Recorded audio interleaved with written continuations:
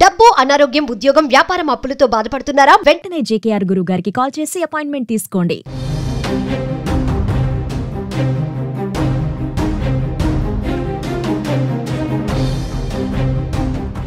పాకిస్తాన్ భారత్ ఉద్రిక్తతల నడుమ ఏ క్షణాన భారత్ పాకిస్తాన్ పైన దాడి చేస్తుందని భయాందోళన వ్యక్తమవుతున్నటువంటి సందర్భంలో పాకిస్తాన్కి తాజాగా పాకిస్తాన్కు మద్దతుగా బంగ్లాదేశ్ కుట్రలు పన్నుతున్నట్టుగా తెలుస్తుంది. దీనికి సంబంధించిన తాజా అంశం ఇప్పుడు సోషల్ మీడియాలో వైరల్గా మారింది. బంగ్లాదేశ్ మాజీ సైనికాధికారి, ప్రస్తుతం Bangladesh independent enquiry commission chairperson Alam Fazlur Rahman Bharat పైన దాడి చేస్తామని హెచ్చరించారు. సోషల్ మీడియాలో ఆయన పలు వివాదాస్పద పోస్టులను కూడా పెట్టారు. భారత్ పాకిస్తాన్ పైన దాడి చేస్తే ఈశాన్య భారతంలోని 7 రాష్ట్రాలను ఆక్రమించుకోవాలంటూ ఆయన సోషల్ మీడియాలో పిలుపునిచ్చారు. ఈ విషయంలో చైనాతో కలిసి సంయుక్త సైనిక చర్యల గురించి కూడా చర్చించాలంటూ కూడా ఆయన సోషల్ మీడియా రాసుకువచ్చాడు. భారత్ పాకిస్తాన్ను ధ్వంసం చేయగలిగితే బంగ్లాదేశ్ స్వాతంత్రం, సార్వభౌమత్వానికి భారత్ నుంచి ఎంత ముప్పు పెరుగుతుందో ఊహించుకోండి. అందుకే పాకిస్తాన్ను సైనికంగా మద్దతు ఇవ్వడం పాకిస్తాన్కి మాకు చాలా అవసరం అంటూ ఇది వ్యూహాత్మకమైనటువంటి అంశం. పరస్పరం ఆధారపడడం. భారత్ పాకిస్తాన్ పైన దాడి చేస్తే చైనాతో కలిసి భారత్లోని ఈశాన్య 7 రాష్ట్రాలను ఆక్రమించుకోవడం ద్వారా భారత్ పాకిస్తాన్ పైన దాడి చేయకుండా ఆపవచ్చు అంటూ కూడా ఆయన చేసినటువంటి సోషల్ మీడియాలో పోస్ట్ ఇప్పుడు వైరల్గా మారుతున్నాయి. దీంతో బంగ్లాదేశ్లో ఉన్నటువంటి వ్యక్తుల ఆలోచన ధోరణి ఏ రకంగా ఉందో అనేటువంటిది కూడా ఇప్పుడు స్పష్టమవుతుంది.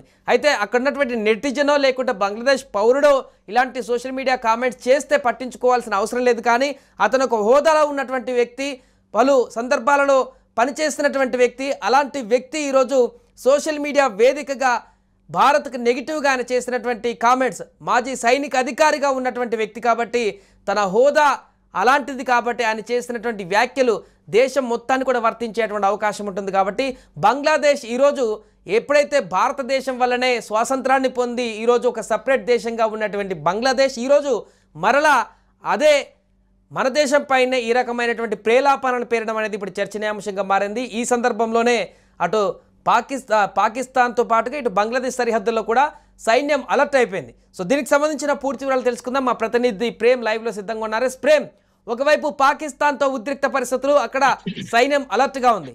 ఇటు బంగ్లాదేశ్ కూడా పాకిస్తాన్ పైన యుద్ధం చేస్తే తాము కూడా ఇటు భారత్ పైన యుద్ధం చేసేందుకు సిద్ధమవుతున్నట్టుగా కొన్ని ఇలాంటి సోషల్ మీడియా కామెంట్స్ కానీ మాజీ సైనికాధికారి చెప్పడం కానీ ఎలా చూడొచ్చు అంటారు? ఏంటి బంగ్లాదేశ్ యొక్క ఇంటెన్షన్ ఏంటి? అసలు సంబంధం లేని అంశంలో బంగ్లాదేశ్ ఎందుకు దూరుతుంది? నిజానికి బంగ్లాదేశ్ యొక్క సంబంధం లేని అంశంలో తలదూర్చిందనే చెప్పొచ్చు.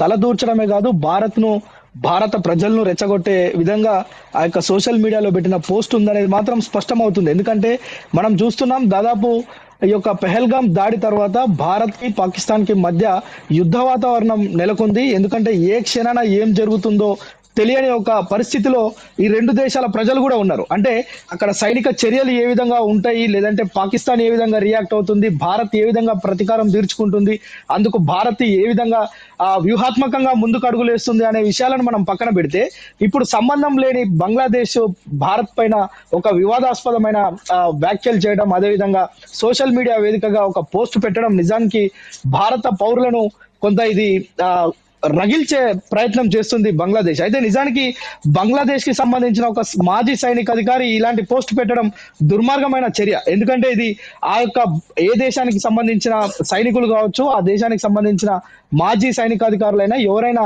ఏదైనా కామెంట్ చేసేటప్పుడు, ఏదైనా పోస్ట్ పెట్టేటప్పుడు చాలా జాగ్రత్తగా వ్యవహరించాల్సి ఉంటుంది. కానీ బంగ్లాదేశ్ కి సంబంధించిన మాజీ సైనికాధికారి, ప్రస్తుతం ఆయన Bangladesh independent enquiry commission chairperson గా ఉన్నారు. ఆయనే ఆలం ఫజూర్. ఈయన పెట్టిన ఏదైతే పోస్ట్ ఉందో ఇది భారత ప్రజల్ని కొంచెం రెచ్చగొట్టే విధంగా ఉంది. ఎందుకంటే ఈయన సోషల్ మీడియా వేదికగా పాకిస్తాన్ పైన భారత్ గనుక యుద్ధం చేస్తే బంగ్లాదేశ్ పాకిస్తాన్ కి సపోర్ట్ చేయడమే కాకుండా ఈశాన్యంలో ఉన్న ఒక 6-7 రాష్ట్రాలను కైవసం చేసుకుంటాం, మేము వాటిని ఆక్రమించేసుకుంటాం అని చెప్పి ఒక రెచ్చగొట్టే విధంగా మాట్లాడడం నిజానికి ఆయన చేసిన వ్యాఖ్యలను యావత్ భారత్ మొత్తం కూడా ఈరోజు ఖండిస్తుంది తీవ్రంగా. మీకు కూడా బుద్ధి చెప్తాం అవసరం అయితే. అంటే మనం నిన్న మొన్న మనం చూసినాం ఏదైతే పహల్గాం దాడి తర్వాత భారత ప్రభుత్వం తీసుకుంటున్న చర్యలు ఇటు పాకిస్తానీయులలో మాత్రమే కాదు బంగ్లాదేశీయులలో కూడా ఆందోళన వ్యక్తం చేసే పరిస్థితి ఉంది. ఎందుకంటే మనం చూసినాం గుజరాత్ లో గుజరాత్ పోలీసులు చేపట్టిన ప్రత్యేక స్పెషల్ డ్రైవ్ ఏదైతే ఉందో అందులో వేల సంఖ్యలో బంగ్లాదేశీయులు పట్టుబడడం, వారందరినీ అరెస్ట్ చేయడం, వారికి కౌన్సిలింగ్లు ఇచ్చి వారి దేశాలకు పంపించడం చూస్తున్నాం. ఈ తరుణంలో బంగ్లాదేశ్ కి సంబంధించిన మాజీ సైనిక అధికారి ఇలాంటి వ్యాఖ్యలు చేయడం నిజంగా ఇది కొంత ఇక్కడున్న ప్రజలను రెచ్చగొట్టడం, ఇక్కడున్న సైన్యాన్ని రెచ్చగొట్టడం అంటే ఈ కవ్వింపు చర్యలు ఇవి పాకిస్తాన్ కి సంబంధించిన హయ్యర్ అఫీషియల్స్ ఇలానే మాట్లాడుతున్నారు. పక్కనున్న బంగ్లాదేశ్ కూడా పాకిస్తాన్ కు సపోర్ట్ చేస్తే భారత్ కి ఏం నష్టం లేదు, కానీ భారత్ ని రెచ్చగొట్టే విధంగా వ్యాఖ్యలు చేయడమే ఇక్కడ ప్రధాన సమస్యగా కనిపిస్తుంది. అయితే ఏ క్షణాన్ని అంటే మనం నిన్న చూసాం భారత ప్రధాని నరేంద్ర మోడీ నేతృత్వంలో త్రివిధ దళాధిపతులతోటి ప్రత్యేకంగా సమావేశం 1 కాదు 4 సార్లు, ఒకే రోజు 4 సార్లు ఇలా సమావేశం అయ్యి వారికి ఇన్స్ట్రక్షన్స్ ఇవ్వడం. మరోవైపు భారత సైన్యం పైన పూర్తి మాకు విశ్వాసం ఉంది, భారత ప్రజలందరూ కూడా విశ్వాసం ఉంచారు అని చెప్పి మాట్లాడడం.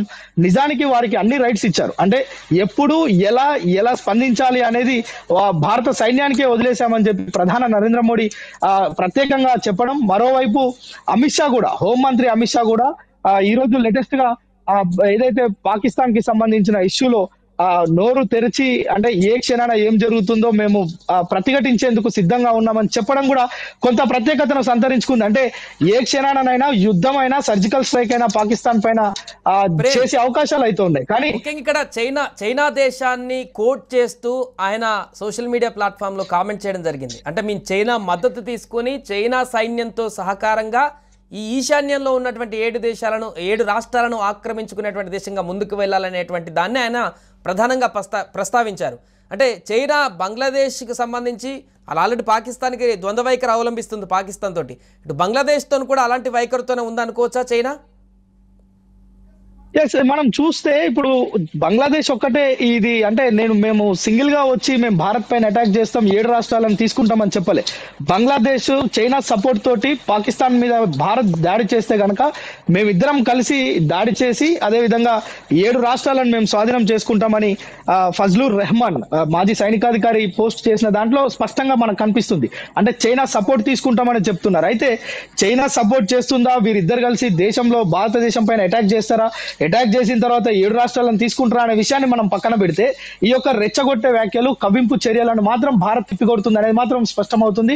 మరోవైపు మనం గతంలో చూసినాం పాకిస్తాన్ కి చెందిన కొంతమంది మాజీ సైనికాధికారులు అదేవిధంగా రాజకీయ నాయకులు అక్కడ ఏదైతే బెంగాల్ ను ఆధారం చేసుకొని అదేవిధంగా బంగ్లాదేశ్ ను ఆధారం చేసుకొని బెంగాల్ గుండా ఇండియాలోకి చొరబడి ఇక్కడ అల్లర్లు సృష్టించే విధంగా మేము అలా చేస్తామనే ఒక ఇంటెలిజెన్స్ రిపోర్ట్ కూడా మన దగ్గర ఉంది. అంటే పాకిస్తాన్ కి సంబంధించిన కొంతమంది ఉగ్రవాదులు కావచ్చు, ఉగ్రవాద మూలాలు ఉన్న వ్యక్తులు కావచ్చు, అల్లర్లు రేపేందుకు సిద్ధంగా ఉన్నాం.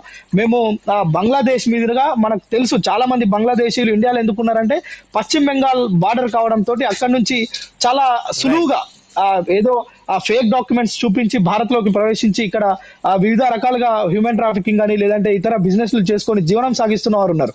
కానీ దాన్ని అదునుగా చేసుకొని పాకిస్తాన్ కి సంబంధించిన ముష్కర మూట భారత్ లో చొరబడి ఇక్కడ అల్లర్లు రేపే విధంగా అంటే ఈ యొక్క 2 దేశాల మధ్య అలజడి పెంచే విధంగా కుట్రలు చేస్తున్నారు అనేది కూడా మనకు ఇంటెలిజెన్స్ వర్గాలు చెప్తున్నాయి. ఏదేమైనప్పటికీ కూడా మనం చూడొచ్చు భారత్ పాక్ దేశాల మధ్య ఏ క్షణాన ఏం జరుగుతుందో ఒక ఉత్కంఠ నెలకొంది. మరోవైపు ఆందోళనకరమైన పరిస్థితులు, ఓవైపు పాకిస్తాన్ ఆందోళనలోనే ఉంది. అంటే భారత్ ను ఢీకొట్టే సత్తా లేకపోయినప్పటికీ కూడా చైనా సపోర్ట్ చూసుకొని మిడిసిపడుతుందా లేదంటే బంగ్లాదేశ్ సపోర్ట్ చేస్తుందనే ఒక అంశం కలిసి వస్తుందా అనే విషయాన్ని పక్కన పెడితే మొత్తానికి గుట్కు మిట్కు అంటూ ఉన్న పరిస్థితి పాకిస్తాన్ది. కానీ భారత్ మనం చూస్తే ఈ విషయానికి సంబంధించి ఇజ్రాయెల్ లాంటి దేశాలు అదేవిధంగా అమెరికా లాంటి దేశాలు కూడా భారత్ కు సపోర్ట్ గా ఉండే అవకాశం ఉంది. సో ఈ నేపథ్యంలో భారత్ బంగ్లాదేశ్ పైన కూడా ఎలాంటి కఠినమైన చర్యలు తీసుకుంటుంది. ఇప్పుడు నిన్న మొన్నటి వరకు పాకిస్తాన్ కి సంబంధించిన వారిని పంపించడం, ఇప్పుడు బంగ్లాదేశ్ కి సంబంధించిన వాళ్ళని పంపిస్తే దాదాపు గుజరాత్ ఈశాన్య రాష్ట్రాల్లో